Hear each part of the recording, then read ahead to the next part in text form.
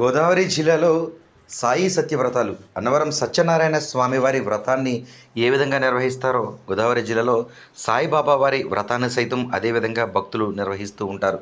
5 పర్యాయాలుగా కథను చెబుతూ బాబావారి కీర్తిని వ్యాప్తించి చేస్తుంటారు సాయి భక్తులు.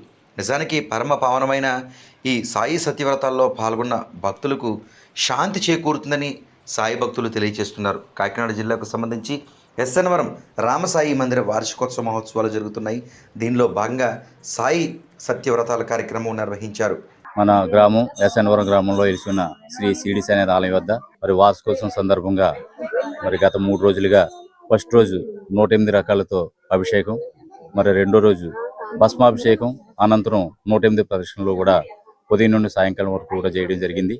అలాగే అనంతరం 3వ రోజు మరి ఈ రోజు బాబా గారికి సాయి సత్యవ్రతాలు చేయించడం జరిగింది. మరి అనంతరం కూడా అన్న సమారాధన జరుగుతుంది. కాబట్టి ఇది ఏటేటా కూడా గొప్పగా ఘనంగా జరుగుతుంది. అందరూ కూడా ప్రతి ఒక్కరు కూడా ఇలాంటి వ్రతాలు ఎన్నో చేయించుకుంటూ ముందుకు నడిపి అందరూ ఆరోగ్యాలతో ఉండాలని చెప్పి మరి కోరుకుంటున్నాం. చక్కని సాయి భక్తులకు అందించిన ఉపదేశం ఈ వ్రతాల మాదిరిగా అనుగ్రహ భాషణం చేస్తూ సత్యనారాయణ స్వామివారి వ్రతం ఏ విధంగా ఉంటుందో అదే మాదిరిగా ఈ సాయి వ్రతం సైతం ఉందని చెప్పుకోవచ్చు. భక్తి శ్రద్ధలతో సాయి వ్రతం ఆచరించిన భక్తులకు సాయిబాబా వారి దివ్య మంగళ ఆశీస్సులు ఉంటాయని సాయిబాబాకు సంబంధించిన సాయి గురువులు తెలియజేశారు.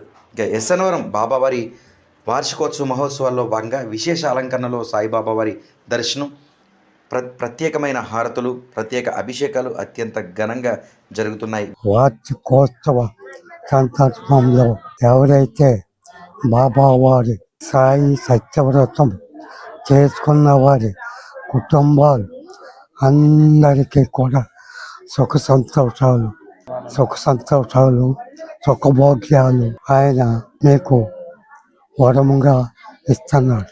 వ్రతం చేసుకున్నారు వారి కుటుంబాలకు బాబావారు సకల కర్మలు, సకల దరిద్రములు, సకల అరిష్టములు పోగొట్టి వాళ్ళ కుటుంబాలు ఎవరి మంది ఆయన ఆశీస్సులు ఇస్తారు.